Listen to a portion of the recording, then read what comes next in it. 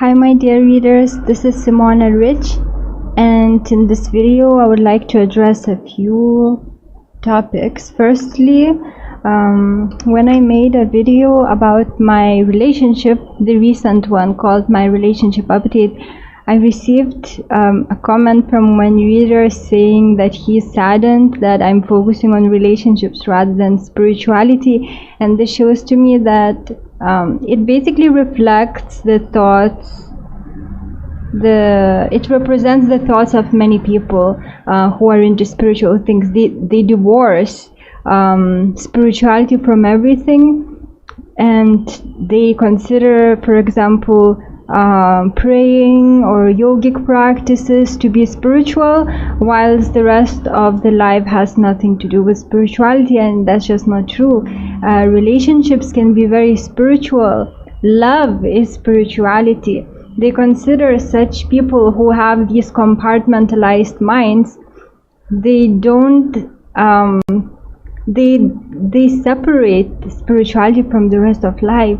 They don't understand what spirituality is. They think that if they read texts that mention God, they are spiritual, or if they are wearing spiritual clothes and they go to temples, they are spiritual, or churches. But that's not spirituality. Spirituality is love, expression of love. Spirituality is if you allow your spirit, your soul to grow through the experiences that you have in this life. Even bad experiences can make you grow. Good experiences also can make you grow. This whole life is about you developing as a spiritual being. And this matter, what is this matter? Is the most crystallized form of spirit, because there is nothing else in this world. There is only one substance. And there is the finest spirit, the medium spirit, which is the astral body, and then there is the crystallized spirit, that is matter. So when I get criticisms like that, I cannot help but thinking that the masses, the minds of the masses are so compartmentalized. If something is not about praying to God or yoga or things like this, then it's not spiritual, and it's just not true. You should not divorce spirituality from the rest of life. Life itself is a spiritual lesson. So it's just sad that people think this way. And in this video I would also like to share with you what I was thinking about today, which is that in the West, people now, women are becoming more masculine and men more feminine, but according to Hermeticism, this causes them to lose their power, because the more feminine a woman is, the more magnetic power she holds, and the more masculine a man is, the more electric power he holds. And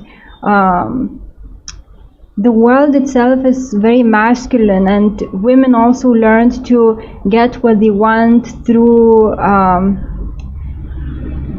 in a masculine way, through force and things like this. But actually they're missing out on a lot more that they can gain if they instead stick true to their nature and they become very feminine. And we don't use force to get what we want, we use softness, and that's power equal to that of force.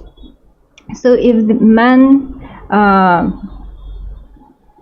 try to develop their masculinity whilst not also negating their feminine sides, and women also develop their feminine side, then they will find that they have source of power within. So maybe this trend towards becoming like an androgynous being is to suppress our personal power. I don't know whether its purpose is that, but it's definitely what is accomplishing now. And finally, I would also like to address some of the comments and emails that received about people not being sure where I stand spiritually. Some people consider me like a sage. Some people consider me lost. Some people want to know which spiritual doctrine I belong to now, and so forth. I don't want my spirituality to be defined in terms of some doctrine. Yes, I'm reading about Hermeticism a lot. Sometimes I study alchemical texts. Sometimes I read about magic. And of course, I'm deeply interested in astrology, as I'm offering also astrological service. But I'm not defined by any of these doctrines, by any of these systems of thought. I do not want to be captured by any system of thought, because eventually what happens is that you become blind to the rest of the truth when you stick to just one doctrine, and I don't want to do it. I find truth in many of the doctrines, but I don't belong to any of them. And also, I do now speak less than I used to, but because now I know how much more I need to know, how much more there is to know, and naturally when people understand that, they get more quiet. That doesn't mean that I'm lost or anything like this. It just means that I'm wiser, that now I speak only when I deeply think about something. I just don't, before I used to speak much more, but I thought I knew a lot. But when you grow, you understand how much more there is to know. So that's the reason. And there is a lot of things that I cannot talk about. I will write about them in my books, but like Jesus said, don't throw pearls to the pigs, because they will, I don't remember exactly that quote, but basically that those pigs will destroy you then. And that's what happens when people share their pearls, their wisdom. So I know that I have many people who are against me, like Christians, many Christians and so forth. And it's best not to disclose what you're going through, because it can be used against you. So for my supporters, I will share that in my books, but I cannot share it in public. Like Jesus, he did not disclose his esoteric doctrines to the masses, but only to the selected few. That's the wise thing to do.